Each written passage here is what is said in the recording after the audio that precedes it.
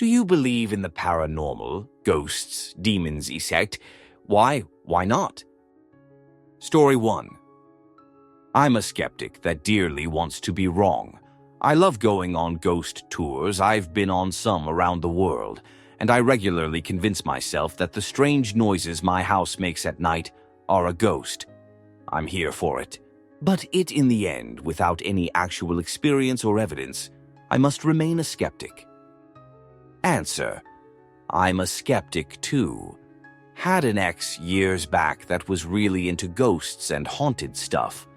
We'd go and explore haunted and abandoned places all the time. I was into photography and loved taking pics of urban decay, so I was always down for some exploring. I've had 2 experiences that gave me the chills. 1. We went to this abandoned farmhouse checking out the property, late evening as it's just getting dark. This had a large shed garage area attached to it just after we made it, we got an uneasy feeling and started hearing what sounded like a pack of wolves running towards us in the distance, barking and growling from the other side of the field. We beelined it back to my truck as the sound of Em kept getting closer, and she got inside and I opened my door and jumped on my running board and the noise just stopped. I stood there and nothing, no wolves or anything. Like WTF. We left. Several years later, this property was on the news as some else exploring it found a complete torture chamber in the basement. Weird as fudge. Was torn down shortly after that discovery. 2. East coast of Canada, Cape Breton is known to be very haunted. We decided to go to a very old cemetery at 2 a.m. Nice night, full moon, so it was nice bright out. Very chill vibe. We wandered around for like an hour looking at gravestone from late 17 to 1800s. We then stumped across a gravestone all on its own about 20-30 ft into the bushwooded area and completely overgrown. We started pulling back some of the vines so we could read the names and date on it. As soon as we read it out loud, just got this ice-cold chill down our spine and your hair starts standing on end. It honestly felt like we really pissed someone off and they didn't want us there anymore. It was weird and can't really explain it. Felt like someone was there as we walked around a few more mins, and that to get the hell out of Dodge. As we are pulling out through the gates looked like a shadow or dark figure in the mirrors behind us, making sure we left. Creeped us the fudge out. Lol, I'm still skeptical.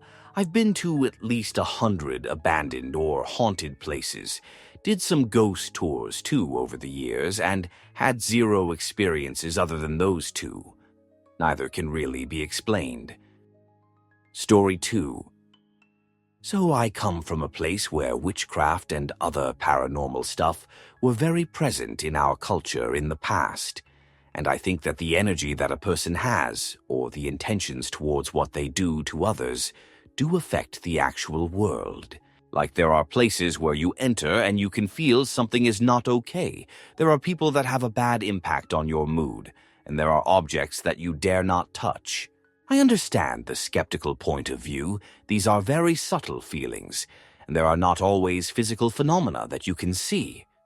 Do I believe in the paranormal as we know it from the media? No. Do I believe there is still something paranormal around that we cannot explain? Yes. Answer. I agree. I live in the Philippines where there are paranormal activities and stories we also live in. A small house. At night, I would be hearing strange sounds, and I know that those sounds are not made by my parents or siblings. I also sleep in the couch. I would mostly hear a clicking sound. But last night I heard a very disturbing sound, and that's something I'm scared of because I would hear those sound. In my grandpa's will, I got some sort of sword and a necklace. At first, I don't know why he left me. Those now I do. The first time I took it of while sleeping was last night. It was to keep. something away because last night I felt so cold, even if I already have a bunch of blankets, right? Not I don't have anything else to tell y'all, but I agree. And if somebody gave you a necklace, a ring, or a bracelet of some sort, you might not know it might be protection. Story 3. Here's an odd one. I'm an atheist through and through simply because there is no evidence to support the existence of a supreme being. However, many years ago, I was in the military standing guard duty for special weapons. A figure approached my post at night and I prepared to challenge them. Just as I was about to challenge them, the figure darted behind a fire equipment installation.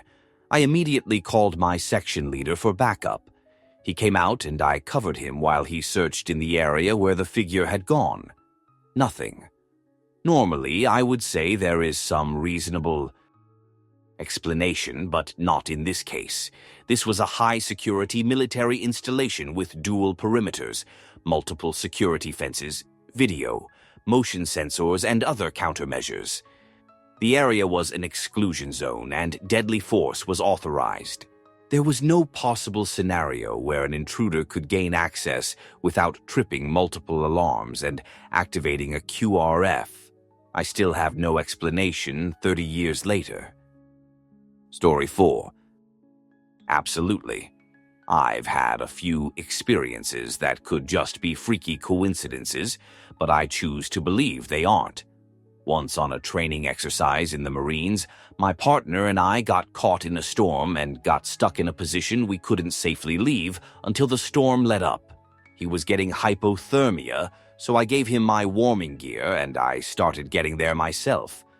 I knew if I passed out, I was gone, so I was struggling to keep awake, when out of the rain came a Marine in field gear from the Vietnam War era. He sat and talked me all night until we could get rescued. That same day, my mom was walking past a flea market and, at random, decided to buy a Maya bracelet for a Marine who never came home from Nam. Same name. The grandfather of the Marine I gave my warming gear to. Later on, in Iraq, I was standing at a checkpoint directing traffic, and I heard that same Marine's voice in my ear, "Get down." I got down. Not 2 seconds later, I hear my squad leader, RPG, RPG, and that rocket went right past where I was standing. Story 5. I don't, but I used to. Had a local paranormal group with 2 other friends, and we got to investigate some private homes that called us. Never found anything that I would be considered paranormal. Lots of folks lying and wanting to believe. When that group started, I believed in pretty much everything. By the time it ended, I was skeptical of everything I used to believe in. And now I'm gonna need some proof of ghosts, Bigfoot, Ect. Story 6. I'd like to. I need proof. I think I would need to experience something paranormal myself that I couldn't explain any other way to make me believe. But I'm fascinated by it and seek those experiences out. As of now, though, I still haven't had anything happen that fits the bill. Answer: I don't expect to be believed, but as someone who has experienced it, you really don't want proof. It can make you feel profoundly unsafe in places that are supposed to be the most secure sanctuaries in your life. As a teenager, I would frequently hear footsteps in the attic above at night, and we'd wake to find all the doors in the upstairs hanging open. It's not even an inherently hostile activity in and of itself, but it's deeply unsettling in ways that will affect you psychologically and intrude on your ability to go about your life normally. Perfectly rational, honest questions will be raised you can't answer because people justly don't accept, well, ghosts, as a reply. It isolates you, the phenomenon in general. I mean, not whatever it's doing specifically. Story 7. I've never seen anything to convince me of anything paranormal or supernatural, but that's okay. It's like Tim Minchin said in his poem, Storm. Isn't this enough? Just this world. Just this beautiful, complex, wonderfully unfathomable, natural world, how does it so fail to hold our attention that we feel the need to diminish it with the invention of cheap man-made myths and monsters? Answer: I'd argue it doesn't diminish it, though. A lot of myths and monsters came about from trying to maintain a healthy respect for nature. Don't cut down the tree 'cause a fairy lives there. Don't go near the water for fear of kelpies. The flashes in the sky are an angry god.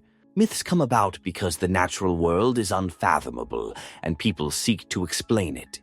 But how many people are out and about now in the natural world, seeking the fae but finding things as incredible and dangerous, but less mythical? Story 8. While I do believe it is possible the intelligent beings outside our perception that can influence our reality may exist, I don't believe they'd take on the kinds of forms we'd think of when we hear words like ghost or spirit.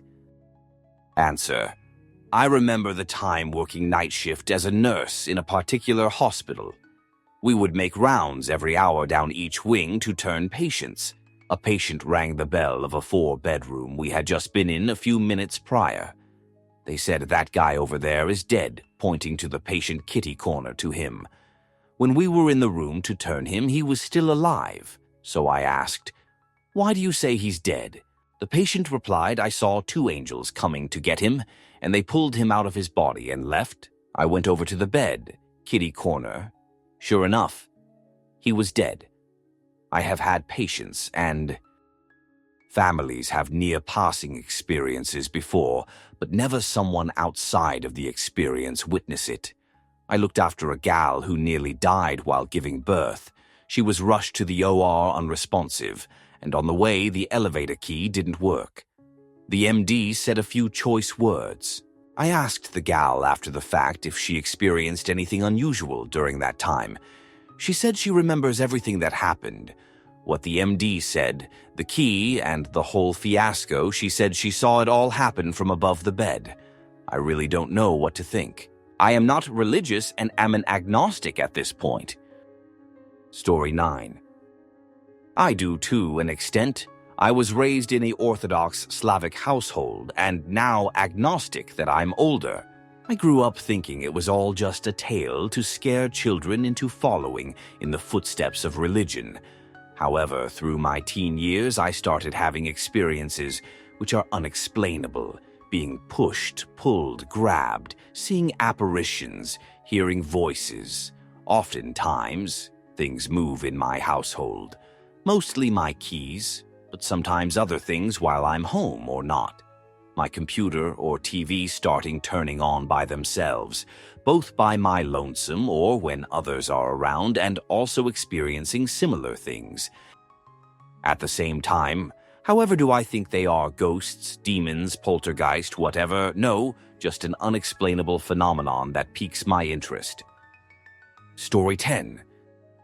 Energy cannot be created or destroyed, only transformed.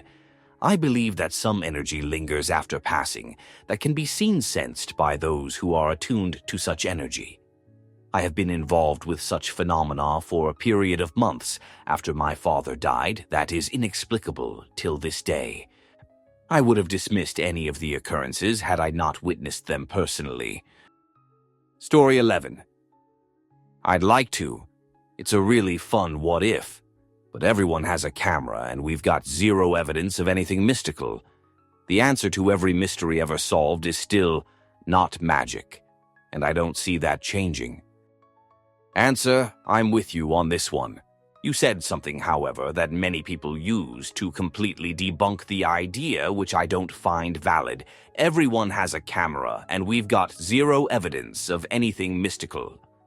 In the past 8 months, I've been within 25 yards of 2: black bear, bald eagle, a fisher cat, red fox, several ermine, great blue heron, and a bobcat. And I wasn't able to get a single picture.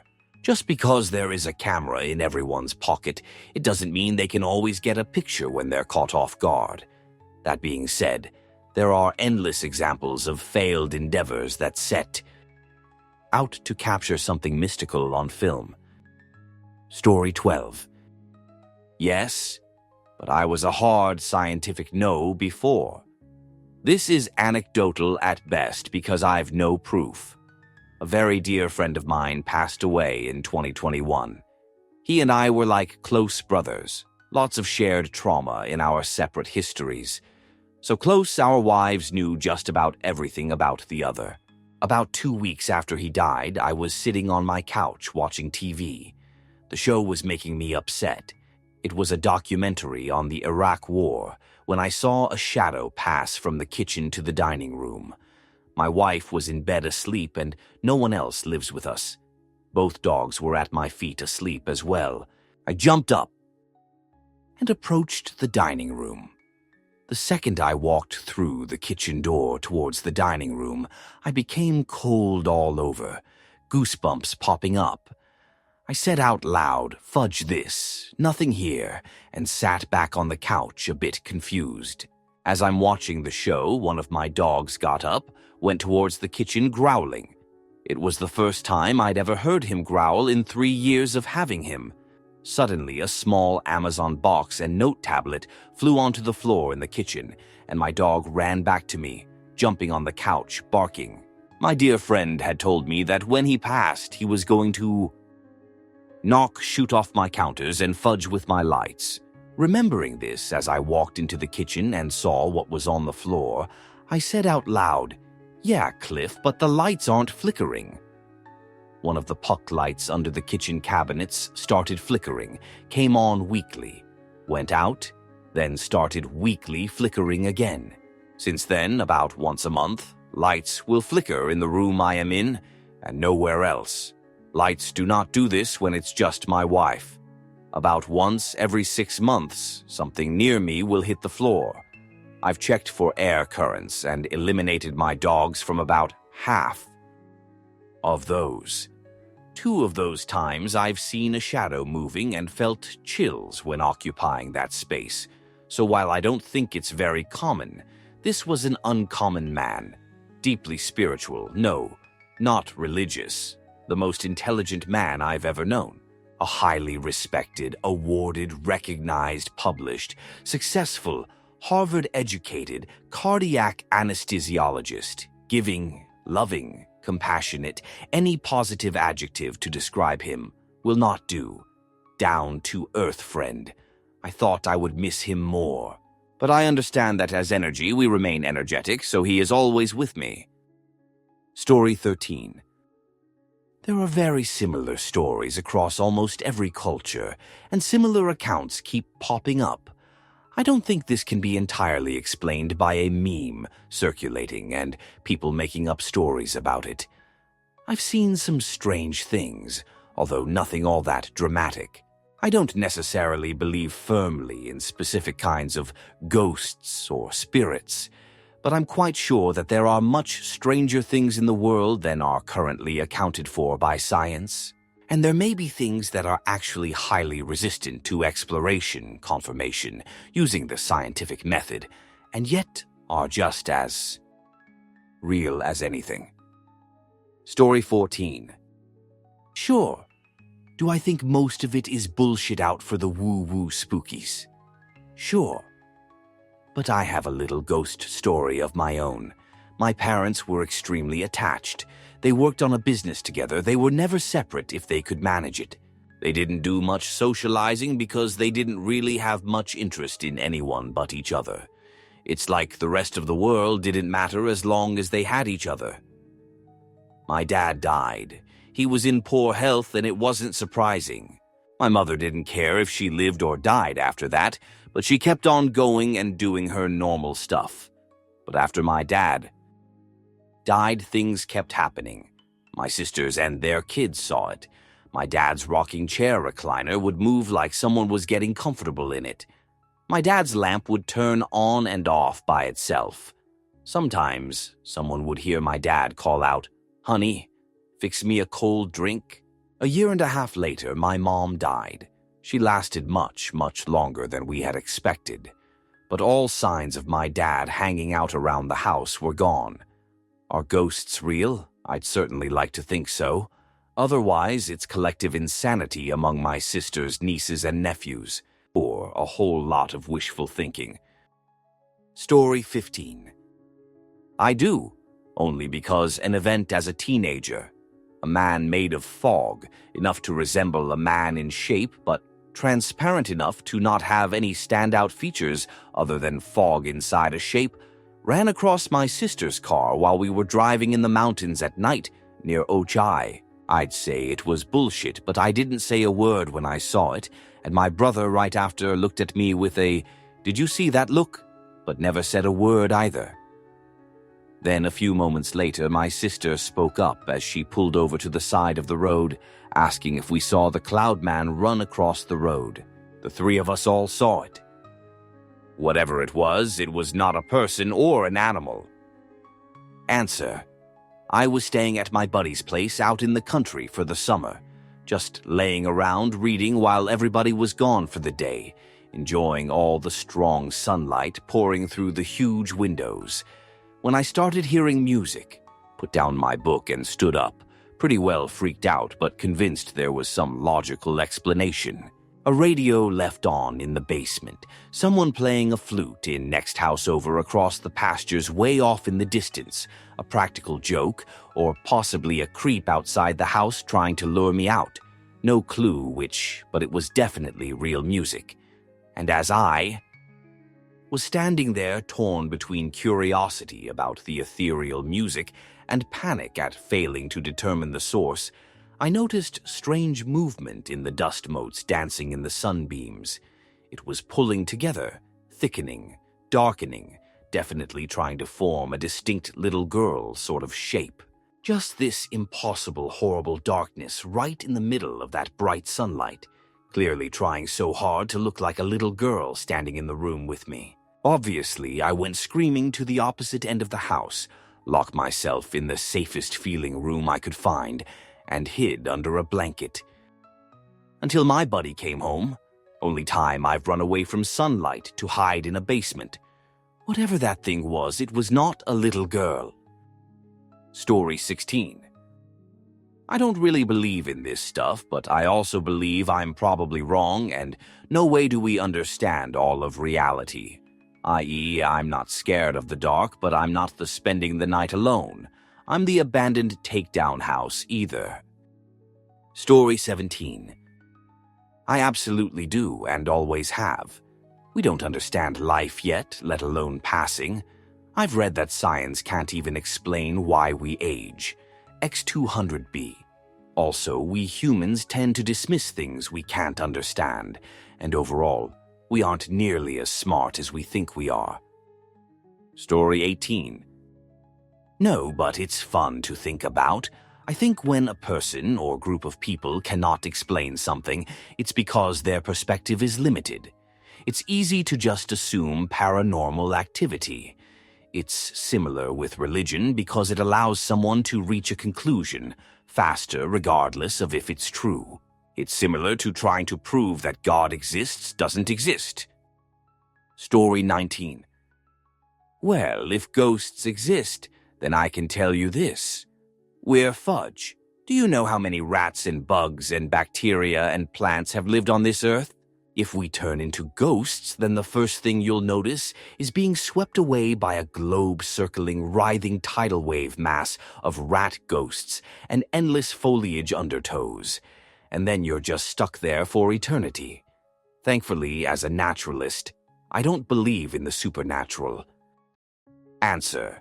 If some permutation of string theory is correct, there are up to 14 dimensions to reality. Think about that for a minute in practical terms. Think about the geometry of three-dimensional space, up and down, left and right, in and out. Now think of how much of that there is in 3D space. There's literally so much of it we can't measure it all because it's either just simply too large or even infinite in its sprawl. Now consider there may be other directions you don't have access to, geometries you have no ability to comprehend intuitively. They're not up or down, in or out, left or right, they're some way else. Think about the unreasonably large amount of 3D space we know to exist, and ADD dimensions. How preposterously huge reality may be, infinities stacked upon infinities, and all, if not absolutely real, at least reasonably sound scientific theory that is actively and seriously developed by some of the smartest people who've ever lived. And you're worried about where all the fudge bugs will fit. Story 20. The supernatural and supernatural beings are a part of many cultures, including mine. I have never really questioned whether these stories were true or found the need to search for logical answers or scientific explanations because it never felt necessary. For me, the existence of ghosts or mythical creatures isn't determined by what I have personally seen or experienced. Those stories, those myths and beliefs are real to me. They are carved into masks, totem poles, and sewn into the regalia worn to dance, to songs which were created to keep these stories of the supernatural beings alive. I really enjoy these threads, though, and always learn a few things that make me question some of my own weird encounters or experiences. Story 21. No, and I detest people who claim they are psychic and can speak to the dead. They are preying on vulnerable people. When you see ghost footage, they are always in similar clothing. You never see a ghost wearing trainers, hoodie, and a baseball cap. Funny that, isn't it? Answer: totally agree. I was at an event once, and a guy there was a medium and all this other stuff. We passed each other, and he was complimenting on my tattoos. We both are heavily covered. When he saw my dog's portrait on my forearm, proceeded to tell me that my dog's spirit was still with me, pointed and said he was right there by my side. My dog is very much still alive and healthy, but he just assumed he wasn't because most pet portraits are done after losing the pet. I told him that he was still alive, and he mumbled something about it being their energy staying with us even alive. Such bullshit. Story 22. I'm more of a scientific-based kind of guy, but at my last apartment a door closed on its own. Stuff kept falling off of shelves, and my laptop fell a few feet from my chair that it was sitting on for a few days with no problems. As a skeptic, I tried many ways to explain all those things, but I couldn't. I think there has to be some truth to the paranormal, even if it's a science we don't understand yet. Story 23. Demons. No. Devils, demons, hell. None of that is real. Ghosts. Yeah, sure. I've had my share of experiences. At least something exists that we call ghosts. It may be that centuries in the future we will discover that ghosts are some kind of bleed-through from parallel dimensions or some cosmic energy convergence. Most of what we call science used to be considered supernatural. Story 24. I do not. For me to believe something, I need someone to provide compelling evidence. I'm not even going to push for irrefutable, as that is a hard benchmark to meet, even when you know something is there. Like I am not going to jump off a roof just because no one can show me a particle of gravity. I've got very compelling evidence. The problem I have is no one can seem to do that. Not really. Instead, they result to either things that are difficult to corroborate, or they come up with tests with no explanation of the mechanism and poor attempts to eliminate alternative explanations. Personal. Experiences are often the first thing people use to point out, but really, that's not a good one. You are relying on the recollections of a person who had a very limited view of what was going on at the moment. That's not saying I don't believe every story out there, although quite a few of them are blatantly fiction. I mean, is that at the time there is no way this person could have all the available data. It's impossible. And they had to draw conclusions based upon what they could infer. That's not the same thing as saying it definitely happened that way. It may have played out that way, but it is possible that person missed something. Until more evidence arrives, these can only be treated as interesting, but not as definitive proof. Anything that relies on psychics or anything perceived on a mental level, I am also not accepting. Sorry, that cannot be independently verified, and it relies on us first. Accepting a mechanism we can't prove exists as the foundation of a proof for something else. Any test using EMF detectors or other ghost hunting equipment is problematic as they don't explain why paranormal entities would be able to manipulate electromagnetic fields. The fact there is a blip is treated as the proof. That's not how that works. If I say paper airplanes are drawn to psychopaths and throw one into a crowd, the fact it landed in someone's hair isn't proving that. The how and then why need to be established. And then, when you get an odd reading, then you go looking for anything else that may have caused that blip. Only after you eliminated everything else do you start to look at that as a possibility. It's like that craze when people started using Xbox Kinect cameras to detect ghosts because it said someone was in a dark room. Gamers complained about how in well-lit rooms it wouldn't always detect where their arms and legs were. Yet, we now just accept it is working perfectly in bad lighting conditions. I can't accept it as proof, as there is no explanation of how it would be able to detect a ghost, nor why this should be treated as anything other than glitchy software reacting to reflections that happen to closely approximate where its algorithm states human limbs should be.